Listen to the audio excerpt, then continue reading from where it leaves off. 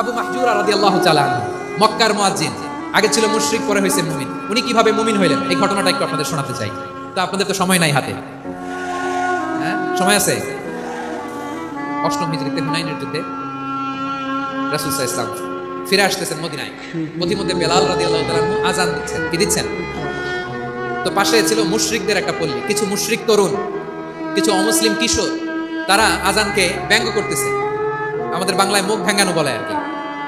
বেলাল রাদিয়াল্লাহু তাআলা আনহু আযান দিচ্ছেন, এই বাচ্চাগুলো মুশরিক, তো ওরা আযানকে ব্যঙ্গ করতেছে, বিকৃতি করে ওরাও আযান দিচ্ছে। উদ্দেশ্য হচ্ছে আযানকে নিয়ে ঠাট্টা করা। উদ্দেশ্য কি? ঠাট্টা করা। ব্যাপারটা মনে কষ্ট পাওয়ার মতো ব্যাপার না? কিন্তু বিশ্বনবী ওইখানে দেখেন কি খুঁজলেন। বিশ্বনবী খেয়াল করলেন অমুসলিম কিশোরদের মধ্যে থেকে একটা কিশোরের গলাটা বড় দরাজ গলা, কণ্ঠটা বড় সুন্দর। খেয়াল করে দেখলেন যে কিছু কিশোর বেলালের আযানকে ব্যঙ্গ করে, বিকৃতি করে, কিন্তু একজনের কণ্ঠ দেখতে পাচ্ছেন না এত দূরে, কিন্তু কণ্ঠটা বড় সুন্দর, দরাজ গলা। বিশ্বনবী সাহাবীদেরকে বললেন, ধরো এগুলারে, ধরো। সবগুলারে ধরে বিশ্বনবীর সামনে আনা হলো। ওরা হাঁটু গেড়ে বসলো। বিশ্বনবী বললেন, তোমাদের মধ্যে কে যেন ব্যঙ্গ করে আযান দিচ্ছিল, তার গলাটা বড় উঁচু, গলার বেসটা বড় মজবুত, মেলোডিয়াস, সুমধুর কণ্ঠ, কে? আবু মাহজুরা বলে, আমার বন্ধুরা সবাই আমার দিকে আঙ্গুল দেখায়, আমি পড়ে গেছি বিপদে। রাসূল সাল্লাল্লাহু আলাইহি ওয়াসাল্লাম বাকি অমুসলিম তরুণদেরকে ছেড়ে দিলেন, বললেন তোমরা যাও। এবার আবু মাহজুরারে পাইছে। আবু মাহজুরার চুলের মধ্যে হাত দিলেন বিশ্বনবী, মাথায় হাত দিয়ে বললেন, এবার আযান দাও দেখি। আবু মাহজুরা বলে, আমি তো আযান দিতে জানি না, কারণ আমি তো বেলালেরটা শুইনা দিছি, আমার তো মুখস্থ নাই, আমি তো আযান দিতে জানি না। বিশ্বনবী বললেন, জানো না? তাহলে আসো, আমি তোমারে শিখাই দেই। সুবহানাল্লাহ। আবু মাহজুরা হাঁটু গেড়ে বসে, বিশ্বনবীর মুবারক হাত আবু মাহজুরার চুলের মধ্যে। বিশ্বনবী আযানের মুআল্লিম আবু মাহজুরাকে বলতেছে, ঠিক আছে তোমারে শিখাই দিচ্ছি, আমি যা যা বলবো আমার সাথে সাথে বলো, পারবা? আবু মাহজুরা বলে, পারবো। বিশ্বনবী আযান দিচ্ছেন, মাথায় হাত দিয়ে আল্লাহু আকবার,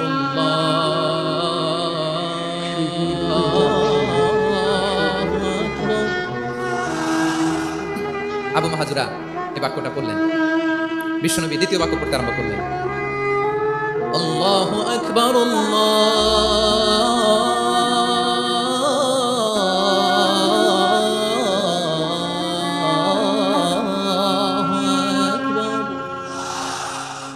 আবু মাহজুরা এই বাক্যটা বললেন। বিশ্বনবী আবু মাহজুরার মাথার মধ্যে হাত দিয়ে তৃতীয় বাক্য বললেন, আশহাদু আল্লা ইলাহা ইল্লাল্লাহ।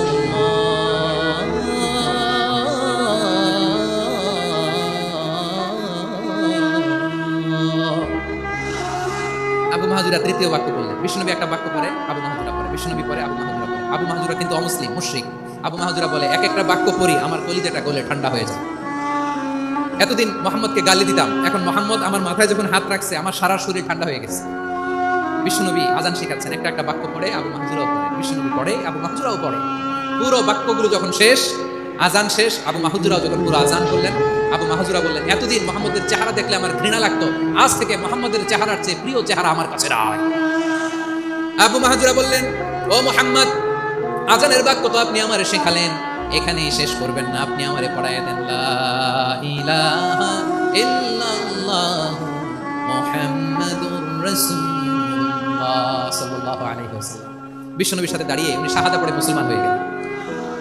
এবার আবু মাহজুরা বলে, ইয়া রাসূলুল্লাহ, ইয়া হাবিবাল্লাহ, আমি মুমিন হয়েছি, মুসলমান হয়েছি, আপনার কাছ থেকে আযান শিখার সৌভাগ্য আমি লাভ করেছি। নবী আমার কণ্ঠের বড় তারিফ করেছেন, আপনি আমার আযানকে আপনি পছন্দ করেছেন। একটা জিনিস আপনার কাছে চাই, আপনি আমাকে মক্কার মসজিদুল হারামে মুয়াজ্জিন হিসেবে অ্যাপয়েন্ট করে দেন। বিষ্ণু ইসলাম বললেন, যাও আবু মাহজুরা, আমি তোমাকে পৃথিবীর শ্রেষ্ঠতম মসজিদ মক্কার মসজিদুল হারামের মুয়াজ্জিন হিসেবে অ্যাপয়েন্ট করে দেব। দেখছেন কিভাবে ট্যালেন্ট হান্টিং করতে হয়, কিভাবে হিউম্যান রিসোর্স, মানব সম্পদকে ব্যবহার করতে হয়। আসছিল আযানকে ভেঙাইতে, আসছিল কেন? আযানকে ব্যঙ্গ করার জন্য, বিকৃত করার জন্য। আযানকে বিকৃত করতে যে ইসলামের সবচেয়ে শ্রেষ্ঠ মসজিদের মুয়াজ্জিন হয়ে গেল। হযরত আবু মাহজুরা রাদিয়াল্লাহু তাআলা আনহু ওনার এই সুললিত কণ্ঠ ব্যবহার করে মসজিদুল হারামে এত সুন্দর করে আল্লাহু আকবার বলে আযান দিতেন। মানুষগুলোর, মুসল্লিগুলোর, মক্কাবাসীর হৃদয়কে তিনি বিগলিত করে দিতেন, মানুষের হৃদয়কে ঠান্ডা হয়ে যেত। শুধু এখানেই শেষ না আমার যশোরের ভাইয়েরা। বিশ্বনবী যখন সাইয়েদনা আবু মাহজুরা রাদিয়াল্লাহু তাআলা আনহুকে আযান শিখাচ্ছিলেন, বলেন তো বিশ্বনবীর হাতটা কোথায় ছিল? আবু মাহজুরার মাথার সামনে, এই চুলের উপরে ছিল। আবু মাহজুরা ওই স্মৃতিটাকে ধারণ করবার জন্য, ওই স্মৃতিকে বহন করার জন্য বিশ্বনবীর মুবারক হাত আবু মাহজুরার কপালের চুলের যেই জায়গায় লেগেছে, মৃত্যুর আগের দিন পর্যন্ত আবু মাহজুরা মাথার ওই চুলে কোনোদিন ছুরি আর কামার লাগায় না, সেখানে কেচি লাগায় নাই, চুলের মধ্যে খুর লাগায় নাই। আবু মাহজুরা ডান দিকের চুল কাটতো, বাম দিকের চুল কাটতো, পেছনের চুল কাটতো, সামনের চুল কাটতো না। আবু মাহজুরা রাদিয়াল্লাহু তাআলা আনহুর সামনের চুলগুলো বড় হতে হতে যখন এত বড় হয়ে যায়, তিনি চুলগুলো পেঁচিয়ে মাথার মধ্যে রাখতেন, তারপরে তিনি পাগড়ি পরতেন। সবাই জিজ্ঞেস করতো, আবু মাহজুরা এটা আবার কেমন স্টাইল? দেখতে তোমার কি বিদঘুটে লাগে? কেমন অড লাগে? কেমন খারাপ দেখা যায়? মক্কায় এমন কোন মানুষ তো দেখি নাই, ডানে চুল কাটে, বায়ে চুল কাটে, পেছনে চুল কাটে, সামনে কাটে না। ওরে আবু মাহজুরা, কেমন দেখা যায় তোমারে? তুমি সামনের চুল কাটো না কেন? আবু মাহজুরা বলে, আমি হাঁটু গেড়ে পেয়ারা নবীর সামনে বসেছিলাম, আমার এই মাথার চুলের মধ্যে মুবারক হাত লাগিয়ে বিশ্বনবী নিজে আমাকে আজানের প্রতিটা বাক্য শিক্ষা দিয়েছেন। বিশ্বনবীর মুবারক হাত, পবিত্র হাত আমার মাথার চুলের যেই জায়গায় লেগেছে, আমি চাই ওই চুলগুলা নিয়ে আমি আমার কবরের ভিতরে যাব। সাইয়েদনা আবু মাহজুরা রাদিয়াল্লাহু তাআলা ইন্তেকালের আগের পর্যন্ত মাথার সামনের চুলগুলা কাটে নাই। মাথার সামনের চুল তিনি কাটেন নাই। সুবহানাল্লাহি বিহামদি। কেমন ভালোবাসতেন বিশ্বনবী সাহাবীদেরকে, সাহাবারা কেমন ভালোবাসতেন বিশ্বনবী। সামনের চুলগুলো বড় হতে হতে এত বড় ছিল, পেঁচিয়ে রেখে পাগড়ি করতেন, কাটতেন না। নবীর হাত লেগেছিল, সুবহানাল্লাহ পড়ে। তাহলে what is the lesson? Moral of the story কি? মোরাল অফ দ্য স্টোরি হচ্ছে, আসছিল আজানকে ব্যঙ্গ করার জন্য, বিকৃত করার জন্য, হয়ে গেল মসজিদুল হারামের মুয়াজ্জিন। দেখেন বিশ্বনবী একটা খারাপ সিচুয়েশনের মধ্যে থেকে কি ভালো জিনিস বের করে আনেন। আমি যে শুরুতে বলেছি কিভাবে তিনি হিউম্যান রিসোর্সকে ডেভেলপ করেছেন, ম্যানেজ করেছেন। তিনি যে চৌকস ট্যালেন্ট হান্টার ছিল, দেখেন সবার মধ্যে থেকে এর বাছাই করে মুয়াজ্জিন বানাই দিয়েছেন। সুবহানাল্লাহ পড়ে। তার মানে এই না সবাইরে ধরে ধরে উনি মুয়াজ্জিন বানাইছেন। যার যেই ট্যালেন্ট আছে তাকে ওই কাজে অ্যাসাইন করেছেন, যার যেই প্রতিভা আছে তার প্রতিভাকে ইসলামের কাজে লাগিয়েছেন। সুবহানাল্লাহ পড়েন। যায়েদ বিন সাবিত রাদিয়াল্লাহু তাআলা নাম শুনেছেন? যশো কথা বেরোয় না। যদি জায়গায় সালমান খানের নাম শুনছেন, সবাই হাত তুলবে, জি হুজুর শুনছি, মানে সব দেখা শেষ। সালমান খান, আমির খান, অমুক খান, সব খান মুখস্থ, কিন্তু যায়েদ বিন সাবিতের নাম মুখস্থ নাই মুসলমানদের। যে সাহাবী মাথার সামনের চুল কাটে নাই, মসজিদুল হারামের মুয়াজ্জিন বানাইছেন বিশ্বনবী, সাহাবীর নাম কি? খায়া ফেলেছে, স্লোগানের সাথে খায়া ফেলেছে। আবু মাহজুরা। কি নাম? আবু মাহজুরা আল জুমাহি রাদিয়াল্লাহু তাআলা। এই নামটা আজকে নিয়ে যাইতে হবে যশোর। আবু মাহজুরা রাদিয়াল্লাহু তাআলা। দুই নম্বরে বলছিলাম যায়েদ বিন সাবিত রাদিয়াল্লাহু তাআলা। বিশ্বনবী দেখলেন মদিনার এই আনসারী সাহাবী হাইলি ট্যালেন্টেড, ইন্টেলেকচুয়াল, মেরিটোরিয়াস, জ্ঞানের প্রতি তার আকর্ষণ, মারাত্মক আকর্ষণ। বিশ্বনবী তাকে দায়িত্ব দিলেন, কোরআন যা নাজিল হয় তুমি লিখো, কাতিবুল ওহী বানাই দিলেন। সুবহানাল্লাহ। যায়েদ বিন সাবিতরে আবার আযান শেখান নাই, কারণ তার মধ্যে বিশ্বনবীর প্রতিভা দেখেছেন, একাডেমিক প্রতিভা। বিশ্বনবীর একাডেমিক প্রজেক্টগুলো তিনি হ্যান্ডেল করতেন। যায়েদ বিন সাবিত ছিল বিশ্বনবীর ব্যক্তিগত সচিব। কি ছিল? ব্যক্তিগত সচিব। বোঝেন নাই? বিশ্বনবীর ব্যক্তিগত সচিব এবং দুভাষী। ইহুদিরা কিছু লিখে দিলে এটার অর্থ বিশ্বনবীর বুঝাই দিতেন, আবার ইহুদিদের কাছে কিছু লিখতে হলে তিনি লিখে দিতেন। বিশ্বনবী একদিন বললেন, ইন্নী ওয়াল্লাহি মা আমানু ইয়াহুদা আলা কিতাব। ইহুদিরা যে চিঠি পাঠায় অর্থ তো বুঝি না, আরেক ইহুদি আইনে অর্থ করা লাগে। আবার ইহুদিদের কাছে কিছু লিখে পাঠাইতে চাইলে আমরা তো লিখতে পারি না, ইহুদিদের দিয়ে লেখা লাগে। ওরা যে পয়রা শোনায় লিখে দেয়, আমি ওদের বিশ্বাস করি না। আমার নিজের একজন লোক দরকার। বিশ্বনবী এই যায়েদ বিন সাবিতকে চুজ করলেন ল্যাঙ্গুয়েজের জন্য। উনি বললেন, যায়েদ তোমার সফট স্কিলকে ডেভেলপ করতে হবে, তুমি হিব্রু ল্যাঙ্গুয়েজ শিখে ফেলো। যায়েদ বিন সাবিত বলল, বিশ্বনবীর মোটিভেশন আর ইন্সপিরেশন পেয়ে আমি 15 দিনে ইহুদিদের এই হিব্রু ল্যাঙ্গুয়েজ শিখে ফেললাম। শুধু শিখে ফেললাম না, হাত্তা হাদিয়াতু, even I became master in the language. এই ভাষা আমি পারদর্শী হয়ে গেলাম। এরপরে ইহুদিরা চিঠি লিখে পাঠালে আর কোনো ইহুদি টাকা লাগবে, আমি নবীর এটার অর্থ শুনে পরে বুঝাই দিতাম। আবার ইহুদিদের কাছে চিঠি লেখা লাগলে আমি যায়েদ বিন সাবিত চিঠি লিখে দিতাম। সুবহানাল্লাহ।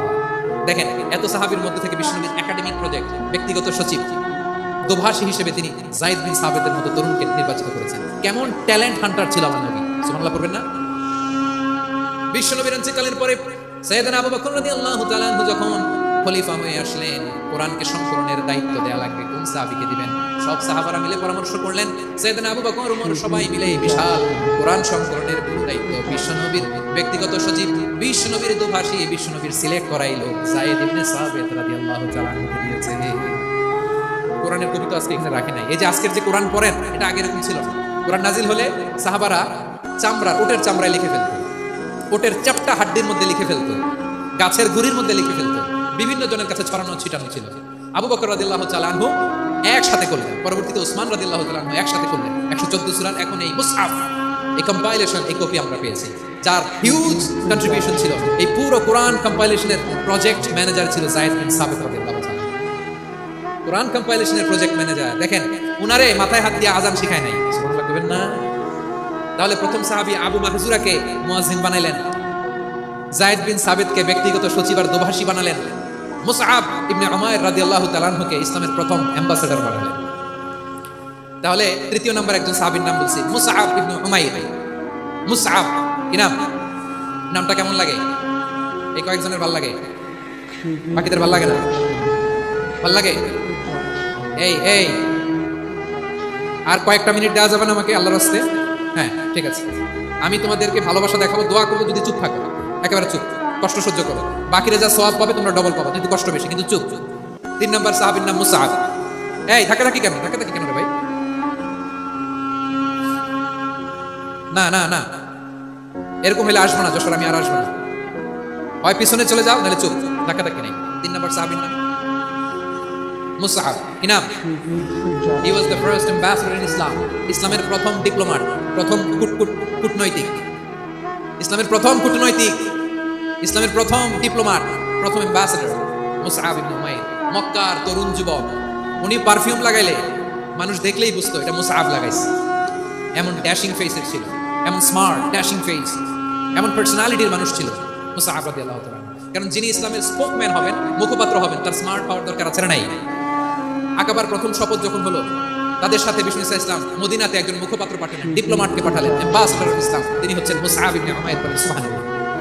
বিশ্বনবী দেখলেন সে অনেক স্মার্ট, তার ডেডিকেশন আছে, সিনসিয়ারিটি আছে, এবং মদিনায় যে আউস খাজরাজ গোত্রের নেতাদের সাথে ডিল করতে হবে, ইহুদিদের সাথে ডিল করতে হবে, ওখানে একজন পাক্কা জানু খেলোয়াড়ের দরকার আছে না নাই? মুসআব ইবনে উমাইর রাদিয়াল্লাহু তাআলা আনহু, ওনাকে বিষ্ণু ইসলাম চুজ করলেন। এবং বিষ্ণু ইসলামের এই চুজিংটা, এই সিলেকশনটা এত সুন্দর ছিল, তিনি মদিনাতে যে বিশ্বনবী আসার আগেই মদিনার জমিনকে তিনি উর্বর করে ফেলছেন। প্রতিটা ঘরে ঘরে কালিমার দাওয়াত তিনি পৌঁছায় দিয়েছেন। জুমার বিধান নাজিল হয়েছে, কিন্তু মক্কায় পরিবেশ নাই জুমা পালনের। বিষ্ণু ইসলাম একজনকে দিয়ে খবর পাঠালেন, যাও মদিনায় মুসাবকে যেয়ে বলো, মুসাব তো আমার শিক্ষক, আমার স্পোকম্যান, মদিনাতে যেন তারা জুমা কায়েম করে। বিশ্বনবীর আগেই মুসাব মদিনার মুসলিমদেরকে নিয়ে মদিনায় প্রথম জুমা কায়েম করে ফেলছে। সুবহানাল্লাহ। ডিপ্লোম্যাটদের কেমন হইতে হয়,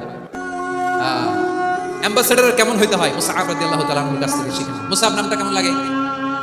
যশোর যাদের সন্তান হবে, ছেলে সন্তান, আমার রাস্তায় পাইলে সবাই জিজ্ঞেস করে, হুজুর একটা নাম দেন, আমার ছেলে হবে। যশোরবাসীর জন্য আমি একটা নাম দিয়ে দিলাম, নাম রাখতে হবে মুসআব। কি নাম? নামটা যাতে ভালো লাগে, ছেলে সন্তান অনাগত আসবে, মনে চাইলে নাম রেখে মুসআব রাদিয়াল্লাহু তাআলা আনহু। মুসআব। তাহলে মুসআব রাদিয়াল্লাহু তাআলা আনহুকে বিশ্বনবী ল্যাঙ্গুয়েজ শিখান নাই, সফট স্কিল শিখান নাই। যায়েদ রাদিয়াল্লাহু, তিনি হিব্রু ল্যাঙ্গুয়েজ শিখেছেন, সুরিয়ানি শিখেছেন, কিন্তু মুসআবকে তিনি বানিয়েছেন the spokesman of Islam, the first diplomat, the ambassador of Islam. সুবহানাল্লাহ পড়বেন না? আব্দুল্লাহ ইবনে আব্বাস রাদিয়াল্লাহু তাআলা আনহু, বিশ্বনবীর কাজিন, চাচাতো ভাই। আবার মাইমুনা রাদিয়াল্লাহু তাআলা আনহু, মাইমুনা নবীর স্ত্রী, তিনি ছিলেন আব্দুল্লাহর আপন খালা। তো নবীর বউ যদি ওনার খালা হয়, নবী তার কি? বুঝে নাই, নবী তার কি? খালু। তাহলে সম্পর্ক অনেক গভীর, কাজিন আবার খালু। ছোট্ট মানুষ, তাই রাতে মাঝে মাঝে ঘরে থাকতো। বিশ্বনবী দেখলেন আব্দুল্লাহ যেহেতু আমার ঘরে ঢুকতে পারে, আব্দুল্লাহরে এই উম্মতের বড় শিক্ষাবিদ বানাইতে হবে। কথা বোঝে নাই? আব্দুল্লাহকে কি বানাইতে হবে? শিক্ষাবিদ, এডুকেটর অফ দিস উম্মাহ, এই উম্মার শিক্ষাবিদ বানাইতে হবে। তাই আব্দুল্লাহ ইবনে আব্বাসকে বিশ্বনবী হাতে কলমে শিক্ষা দিয়েছেন।